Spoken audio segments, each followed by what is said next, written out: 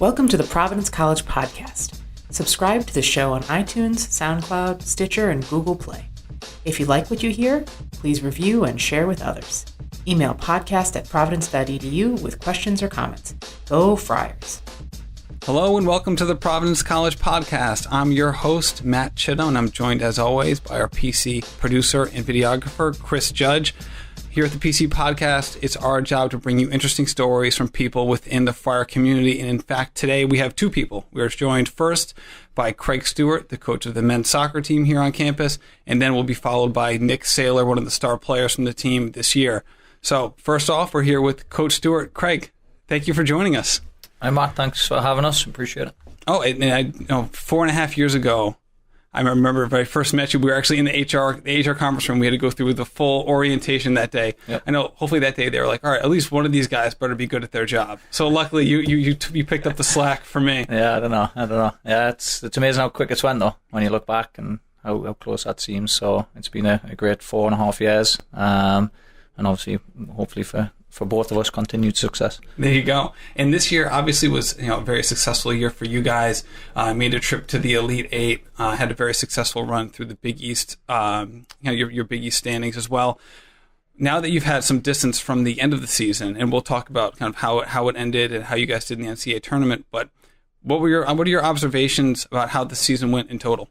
Obviously, we're just wrapping up the season this week with some of the players' individual meetings and as a team collectively, and again having a little bit of time. Obviously, we look back, it was a fantastic season. We're obviously disappointed not to be playing later today down in Houston, but I think again when you take everything into account and what the guys were able to accomplish this year, especially dealing with some adversity earlier in the year, I think it's obviously a great season for the program. And when you start to kind of review how the season went, do you reflect on some of your early season goals or preseason goals? I think we always kind of start each season anew. We were coming off a season where we were a little disappointed in where we ended up, and knew kind of some of the things that played into that. So heading into the new season, again, we just and really our season starts in the off season. So we set our goals and kind of start working towards the following year. And again, it's nothing different kind of any year. So we started basically from the bottom, and we kind of have that one game at a time mentality and make sure we're kind of accomplishing our goals on the way. And our ultimate goal is to be in the Ncaa tournament. So I think obviously to get that opportunity to play in there and then to advance to the Elite Eight, it was obviously I wouldn't say beyond expectations, because we believe we can play at that level, but obviously accomplish some of the goals along the way. So besides getting into the Ncaa tournament, what other goals have you and your team and your coaching staff identified? Yeah, I don't want to give up all our secrets, but we start pretty, it's pretty standard. It's we know we have to be at a certain level in terms of out-of-conference wins and in-conference wins. We obviously want to be in the Big East tournament every year, because I think to be in the tournament or to win a Big East championship, you obviously got to be in it, and likewise with the national tournament. So there's no way we're winning a national title without being in the Ncaa tournament. So I think that's where we kind of set the goals, and that's a minimum, and then we take it from there. So with those goals in mind, can it be difficult to have a game-by-game mentality when you have these season-ending goals in mind, where you obviously know that each game could impact your ability to achieve those goals? Well, every game does matter, and collegiate soccer, every game does have an impact in terms of RPI and your final national rankings and opportunity to play in the Ncaa tournament. So the guys are fully aware of that. I just think, again, as a group and as a staff, we kind of make sure the guys are focused basically on not only the next game, but just the next training session and just preparing ourselves the right way. And it just kind of an accumulation of that hopefully puts us in a spot where we accomplish some of our goals. This week's podcast, we actually did it with Jim Crowley, the head coach of the women's basketball team, and he relayed an anecdote from his players who had said to him that they had drawn strength from and inspiration from how your team had overcome injuries on your way to achieving such high-level team success. So could you break down that a little bit in terms of the injuries you sustained and kind of how as a team you're able to overcome that? Yeah. Well, first of all, I would just like to again mention the support that we've had on campus, and the women's basketball program. Coach Crowley obviously off to a great start. But the support from Coach Cooley, Coach Lehman, and I think again, the sense I get or the feeling I get is like the teams on campus are really coming together. We had tremendous support from the lacrosse team this year down at the games. And we're looking forward to repaying that. The women's soccer program, obviously, we're very close with. So I just think I get the feeling more than ever is that the teams are kind of rooting for each other and pulling for each other. So it is nice to know that we are inspiring each other as well. And I go back to actually in 2014 when men's basketball, just talking about inspiration, but in 2014 when men's basketball won the biggest championship, they had some baseball caps made up, which had 2014 biggest champions. Obviously that was in the spring when they accomplished that. So that year I actually had one of the hats hung up right behind you there on the coat hanger, which had the 2014 biggest champions logo on it. And that was kind of my inspiration, so whether we know it or not, I think everyone's inspiring each other, and obviously what ice hockey has been able to accomplish on the men's side. And Coach Tracy down the hallway there, every time I walk past his office, it's just, I'm in awe, and I want that, and we want that. So I think it's a great athletic department to be part of, and I think everyone should be proud of each other.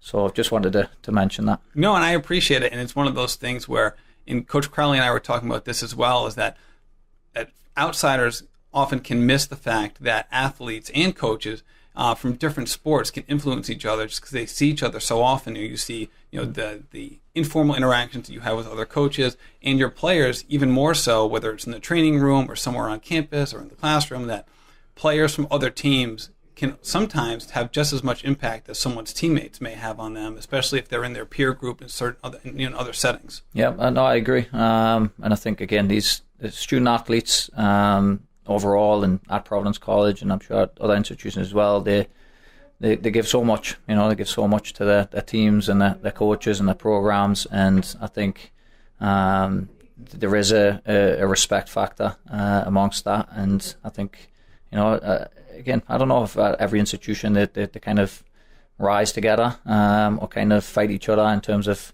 wanting recognition. But I think, again, what I feel at Providence is that these athletes are very respectful of each other and can influence each other greatly. So it is a great team to be part of.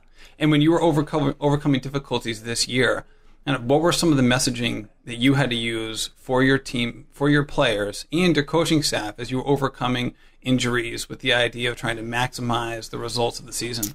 Yeah, so the kind of hand that we got dealt early in the year was, and early in pre-season was key players in Max Steves, Dominic Machado, Tiago Mendonça, with all three were all going to had season-ending injuries. So, and then quickly in the first game, actually, Klinsman Souza also picked up an injury that kept him out for the rest of the year. So we knew we were kind of up against it, and the team, it was tough. It was a tough few weeks where we were trying to figure out how we were going to deal with that. But I think there was a couple of turning points in the season. One was at practice when we kind of got word of final word of some of those injuries. Was that the team made a big commitment to not talk about the following year, because I think it was easy for the guys to be like, well, these guys are going to come back, they're going to redshirt, we're going to be great next year, and we really put that to a stop. And again, the guys, all committed to that. So I think that was important to allow us to move forward. And I think in that same meeting, we kind of talked about, we've got to make something of this season. For the seniors, Ncaa and Julian and Jake Drew, but just also for the program. We couldn't just take a year off and just think about next year, and you never know what's going to happen next year. I think that was the biggest lesson from this season, is you can't take anything for granted, and you got to make the most of every opportunity. So again, credit to the guys for committing to that. And results didn't come right away. We ended up, I think we were 4-5 after the UConn game, and I think that moment after that game, and I remember distinctly, even myself, and I like to consider, I try and quite level-headed and try and stay positive with the group and just move through the process. But I remember being quite dejected on the bench that day after the end of the game. I think all the guys were in the team room, but just kind of looking to the skies and to the ground and saying, how do we get out of this? What do we have to do? And I think the team inside the lockers were having the same thoughts, and I think they committed again to just giving everybody a little bit extra, and everyone just digging a little bit deeper and having some more fight. And again, one game at a time, we kind of found a way. I think we got through the next game in overtime against Xavier. We went to Brown and won a game in overtime, and then the belief came back a little bit, but still it was kind of just one game at a time and just finding ways to get through them. So again, a lot of credit goes to the boys, because they could have decided that we weren't going to get anything out of the season and just moved on, but they didn't. They committed to it, and obviously good things happened because of that. That's interesting how you talk about how the turnaround was spurred more by kind of the spirit of the team as opposed to X's and O's changes, and you and your staff kind of figuring out, all right, this is how we can replace people that we've lost, and this is how we can alter some of the things on the pitch. With that being said, how often is the differentiator between winning and losing, or having a successful season and one that maybe doesn't reach that level, come down to kind of the culture of the team, the relentless nature of the players, and the spirit they bring to the practice field and the games? Yeah, I mean, there were obviously tactical changes we had to make, a bunch of them, to be honest. So, Julian Gressel ended up playing up top, which was new for him, so he had to adjust to that role, and obviously did it very well.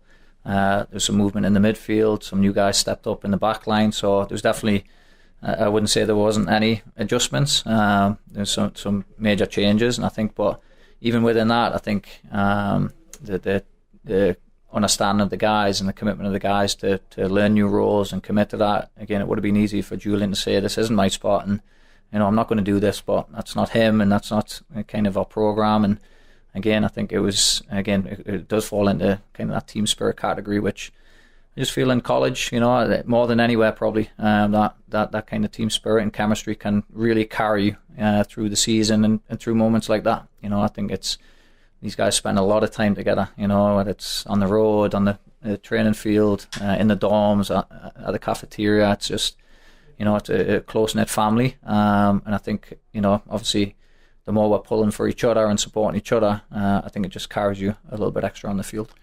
Right, and then the team's ability to bounce back from an early season kind of stressful point, and then kind of get to the next level, was then mirrored in your game against Maryland in the second round of the Ncaa tournament. Just to set the stage, you guys were 9 seed. You won your first game against the University of Delaware. Yep. Then you're set up to go play Maryland at Maryland. They're undefeated. They're the number 1 seed in the country. They have a historically great coach. You're in a situation where all of a sudden you're down after it was a close game in the beginning. Mm-hmm. Then you're down 4-1. And I know we're skipping over a lot of things here, but I'm just trying to set the stage, because you're in a situation where, not unlike in the beginning of the year, you have certain expectations. They're not being met, and you have to have a rallying point. So at that stage, they score their 4th goal. Obviously, you guys, whether you're showing or not, are fairly dejected on the bench and on the field. What are you thinking, and what are you saying? And kind of is there any I guess kind of contradictions between those two, or how do you communicate with your players, and what are you actually thinking at that moment? A lot of people ask that question, and I quite often say it's just where we wanted them. That was a game plan. So, but no, it was. I'd be lying if I didn't say that. Again, at that point, it was. You're thinking, it's just the way it's going to end, and I didn't want it to end that way for this group because of how much they'd come through and where they put themselves, and for the seniors especially, just didn't want it to end that way where you're on the wrong end of a scoreline like that, and it could have went that way. But again, I think, like you say, it mirrored kind of what we went through early on the season, where I remember when the 4th goal went in, and the guys, I remember looking over at Julian Gressel again, and he was kind of at the halfway line, and just kind of give him the nod, like, you have to get the group together. You have to, and he understood. We have I think a pretty good relationship on that end, and he jogged over, got the guys together, and it was just basically, listen, no matter what happens, we're just not going to give up. We're not going to leave it out there, and whatever happens. So And then the focus became just about kind of scoring the next goal, and we got that one, and that gave us a little boost, and then we got the next one, and the momentum started to shift in the game, and then it just continued. And again, it was an unbelievable game, and one that I'm sure these guys will remember for a long, long time. But again, it typified, like, again, the team spirit and the belief and just never giving up. And I think for these guys, and I'm a college soccer coach because I love the game and want to develop players. But I think more importantly, we're here to teach life lessons, and I think that one just there was huge. Just again, life's going to be hard, and you're going to have these challenges, but just don't give up. Don't ever give up, and whatever happens, you can always say that you did everything you could.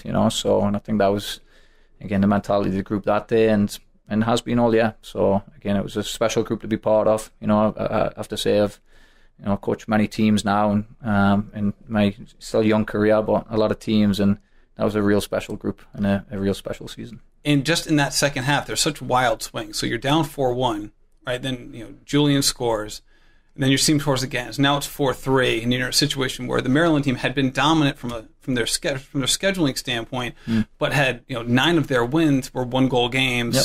So they had played a lot of very close games. So you're in a situation where, all right, while they're undefeated, this isn't a team that's a powerhouse compared to your team.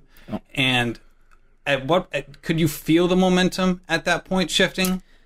Yeah, I think again, it's just the nature of our game is that can happen. And I think actually, if you ever watch the highlights back again, which I know they've been viewed many times, and some of those were mine. Yeah, oh, for sure. Yeah, they were great. And again, I'm pretty much just move on to the next thing, but I'm sure I'll even take a peek at those highlights again over the years. And but if you actually watch we have our reserves, the guys who on that day were on the sideline, and you see their reaction to the goals. I think that shows how the momentum was building. The first goal goes in, it's like, all right, there's a little clap and a fist pump, and then the next one goes in, and everyone's a little bit more excited. And then by the time the fourth and fifth one goes in, those guys are going crazy on the sideline. So right.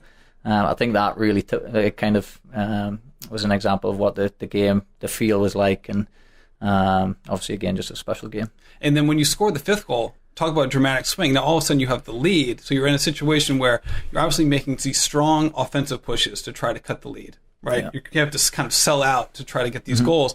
Now all of a sudden you're in the exact opposite mentality, where you at some point, at some level, you have to try to secure the win. Yeah. What was it like trying to ratchet back the mentality that your team had just fostered to create the lead? Yeah, I think it was still 8 minutes on the clock, and again, Maryland are a fantastic team and some really top level players. So we knew obviously at that point it could have been tough, but again, I think Maryland were shell shocked. To be honest, I think they didn't know what had just happened. So I think that took a little of their steam, momentum out of it. But I think our guys done a good job managing it. It was again 8 minutes on the clock is a long time, but the guys done a good job. And I think again the nature of a group, they were pretty level headed and low key, and just done their jobs. And I think they again showed their maturity in that moment and a lot of calm heads. And just I don't think it was as scary as what it might have been. So, but again, it's just a crazy game and a crazy half. Absolutely. And you mentioned earlier how you and your team and the lacrosse team have really kind of bonded over the year, and you guys have a special relationship. Obviously, part of that relationship is just the venue where you were housed at your games, the Anderson Stadium and Chappie Field. How has that impacted your program, not only from, say, like a game perspective, but practice perspective and from a recruiting perspective? Yeah, I think it's people probably don't understand how much a positive effect it really does have. I think the easy ones are obviously from a recruiting standpoint. You bring young men on campus now, and that's what they get to see, which is a huge advantage. I think from the game day experience and the playing experience or practice experience, it's just a quality facility that obviously serves our needs from a practical nature. And then I guess the one thing you probably couldn't have predicted was the feel of the stadium, which I think, again, you see some of the games, the semi-final in the Big East or the Ncaa tournament game, just the atmosphere and the crowd was unreal. So, and the students, I think, were fantastic as part of that, and the local community and the the people on campus. It was just a great environment for these guys to play and to take a lot of pride in. So, but I think the stadium itself, and I appreciate again, obviously, Colin Kerry Anderson and the chappies for helping make that happen, and of course the school as well for going ahead with those plans and making it just such an unbelievable facility, because it kind of, for me, it tied a lot of things together, you know. And even you talk about the Maryland game, when we went down there, a powerhouse, a national, a top national program, and a lot of history and pedigree. But I don't think the guys were as phased as maybe we had been previously, you know, because we are at that level, you know. We have this facility that is of that standard, and I think, again, in many, many ways, it really had a positive impact.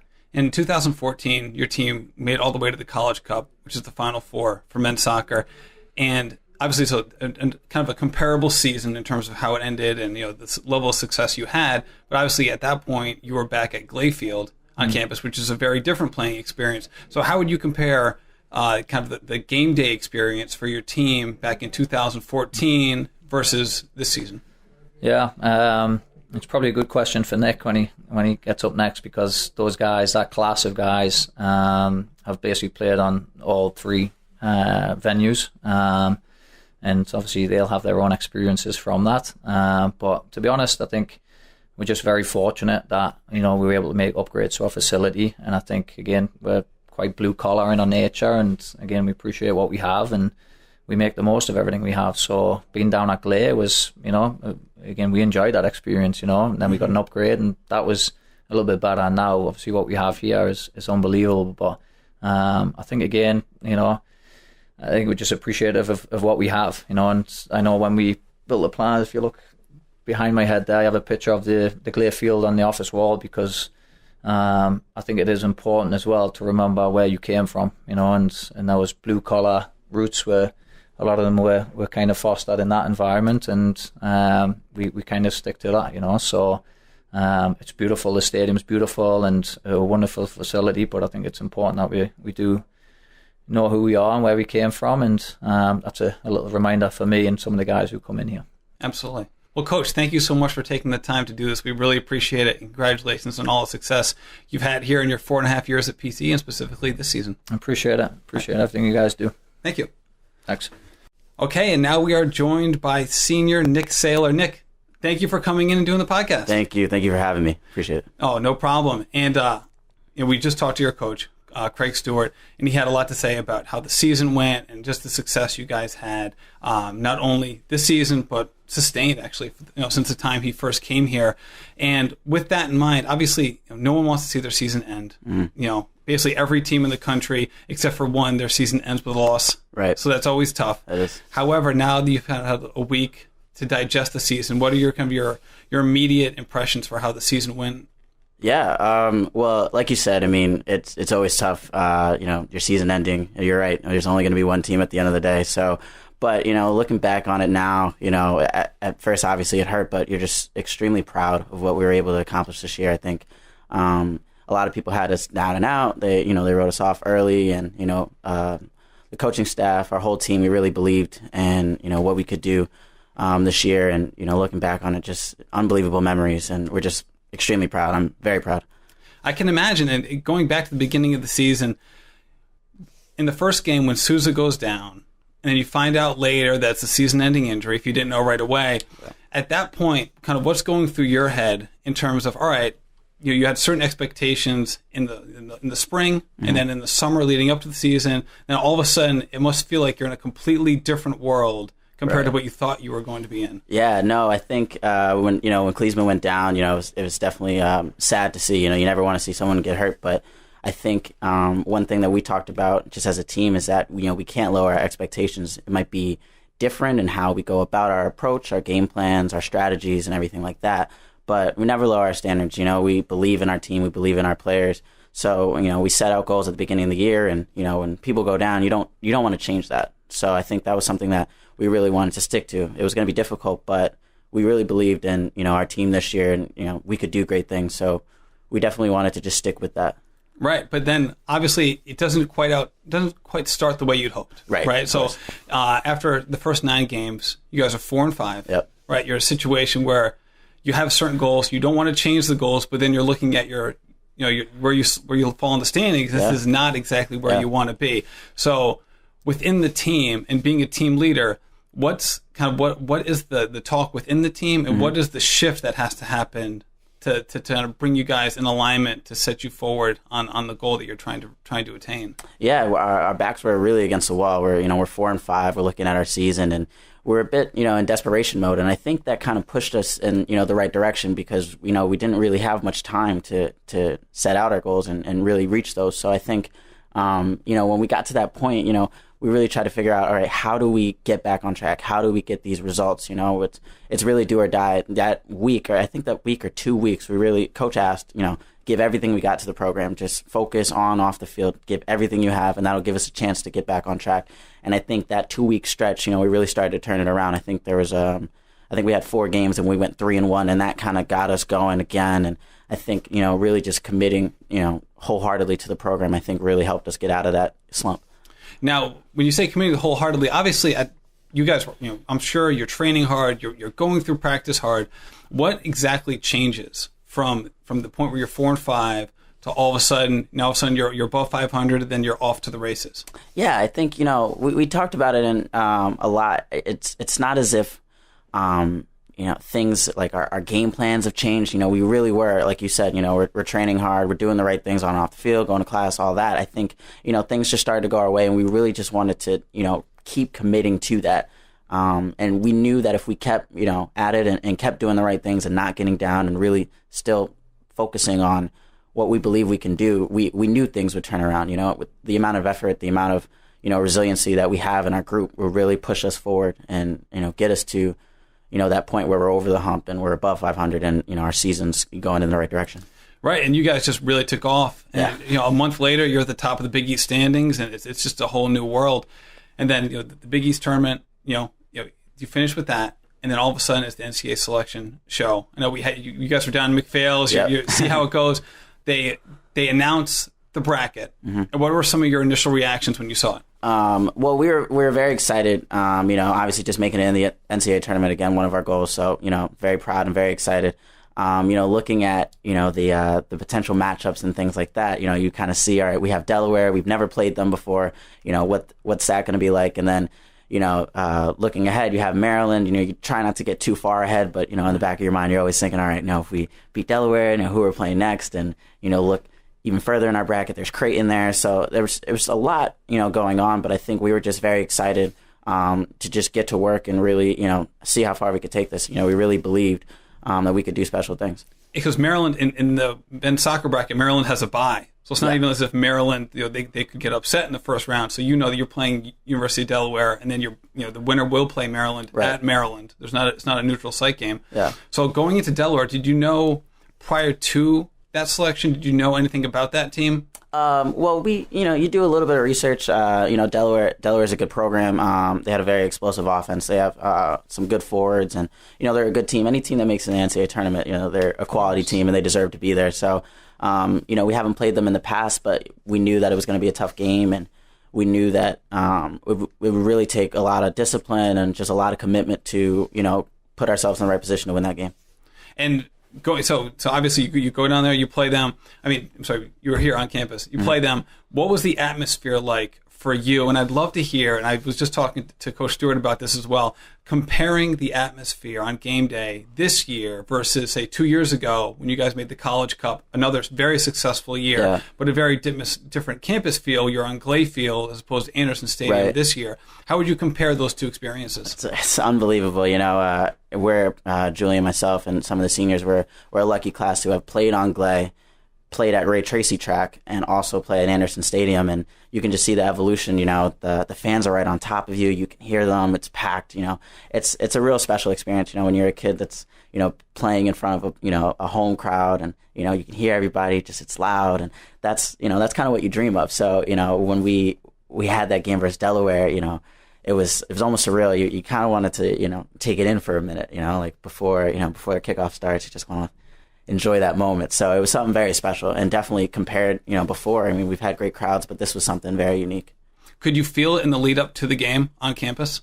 Yeah, I think that's something that was very has changed in the last couple of years is that there's a sense of excitement about, men's soccer on campus now. I think in years past, we've had success, but I think, in the last couple of years, especially with the new stadium, I think people are really excited to come to games and, they enjoy it. So I think, leading up to the game, you could just feel that excitement and, buzzing around campus. So you could definitely feel it. And then obviously after that game, you head to Maryland, which we did a lot. Coach Stewart and I talked a lot about that game, so we don't need to rehash all of it. Okay. But I am curious to know, so after they go 4-1, Coach Stewart talked about how he then kind of made some sort of gestures to Julian to kind of get the team together. Mm-hmm. At what point, what is said between you and your teammates? Kind of what's said and what's the feel at that point in terms of, all right, this is what we have to do, or kind of in your own words, what was happening at that point? Yeah, we were down 4-1, and we Coach brought us in and or told Julian to bring it in, and we were talking, and it's a tough feeling because obviously you're deflated. You're down 3 goals, one of the toughest places to play in the country, one of the best teams in the country. But what we told ourselves is that we've been resilient all year, and we've left everything out on the field every game we've had. So don't change. Put everything you have into it. Believe. It only takes one moment. To get the ball rolling, and we just really wanted to stick together and not let the wheels fall off and just really commit to it. And I think when Julian scored that second goal, there's a sense of belief. And then the third goal, that I scored not too long after, there's a real sense of belief. And I think that was something that, we talked about in that moment, but also just all year. Just really stick to it, believe, commit wholeheartedly, So that's... Could you see, when you're looking across, looking at your opponent, at what point could you see a shift with the Maryland team? Because obviously you're obviously very tuned into your own team and your own emotions. At what point do you notice a shift on their part? I think, I think when Julian scored that second goal, I think they were kind of... So that was to put it at 4-2? 4-2, yeah. I think, you could sense that they're a little bit wobbly. And then that third goal, right after, I think it was 2 goals in the matter of a minute or something like that. And I think that kind of, you could sense that, they didn't know what was going on. So I think at that moment, you could sense that they were a little bit, out of sorts. But I think at the same time, we, kind of capitalized on that. You're like, hey, they're there for the taking. We just scored 2 goals in a matter of a minute. Like, let's just keep pushing. Let's keep going because the momentum's now on our side, and they have to, kind of react to that. Oh, absolutely. And then you guys go up 5-4. Just a historic, one of the best, has to be one of the most historic comebacks in PC history, considering the implications, who you're playing. Obviously, you guys were a very successful team, so it's not a slate on you guys at all, but it's just, hey, you guys play the number 1 team in the country at their place in the NCAA tournament to go, to advance. And then all of a sudden, it turned so quickly, and now you guys, all of a sudden, you have the lead. There's 8 minutes to go. What was the shift like for you in terms of, okay, now we're not just, selling out to score goals at any cost? We're literally doing the opposite now. We need to stop them from this high-powered offense from scoring. Yeah. What was it like for you at that point to shift that mindset? Yeah, when the 5th goal went in, we're all very excited, but we knew that, we're up a goal and we got 8 minutes left, and we just really got to pack it in and really just, again, commit on the defensive side now to, holding on to that lead and really just, again, leaving it all out there because, it can change in a matter of a second, just like, how it did for us. So we really knew that we really had to commit and try to keep them as quiet as we could. We knew it was going to be difficult, but I think that was really the focus. Coaches are telling us, all right, be smart, manage the time, manage the moment, manage, your emotions as well. I think that's something that was very important too, because, you're on a high, you just scored 4 goals and you're thinking about the comeback, and we really just had to manage that moment because they could score at any point too. So what was the communication like between you and your teammates, during those 8 minutes? Was it just like constant communication? Like, were you trying to bring people down? Like, what was the communication like compared to, say, another game or earlier in the game? What's just been a fever pitch? Yeah, it was definitely a lot of communication. Definitely, really a lot of instruction defensively. Just, be solid, don't take any chances, don't foul because, they're a good team on set pieces. And the wind was swirling, and that, had a big impact on the game. So we really didn't want to give any fouls away. They also have a couple guys that were over 6'3", so we didn't want to allow too many crosses. But, just everyone just committing and giving everything they have on the defensive end. I think that was something that, from myself, from Mark Jesuits, from from Julie, from the coaching staff to everybody, just really committing and leaving everything out there. And this might be hard to answer, but do you think, just from a hypothetical perspective, do you think you guys could have come back from that 4-1 deficit in that situation if you guys hadn't experienced the early season setbacks that you had to bounce back from? That is a tough hypothetical, and I'm not sure. I think that adversity that we had at the beginning of the year almost kind of shaped our identity a bit. I think we knew that we can be resilient. I don't think many teams go through what we went through, and that moment at Maryland where our backs are against the wall, it almost felt like it wasn't a new experience.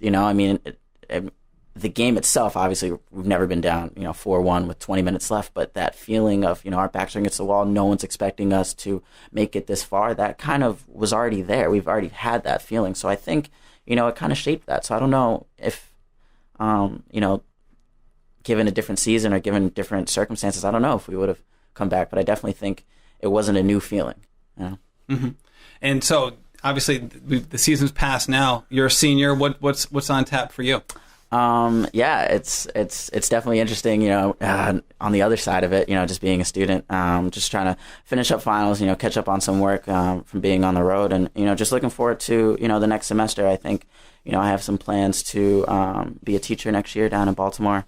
So I'm very excited about that, but I'm really just excited to just enjoy, Providence College, just, from a different perspective, and stay connected, obviously. So why Baltimore? I know you're a local guy from Bloomfield, Connecticut. So why'd you head down there? Baltimore is it's a fascinating city. I have family down in the Maryland area, but I just think, I really wanted to use this moment in my life to kind of expand, where I've been.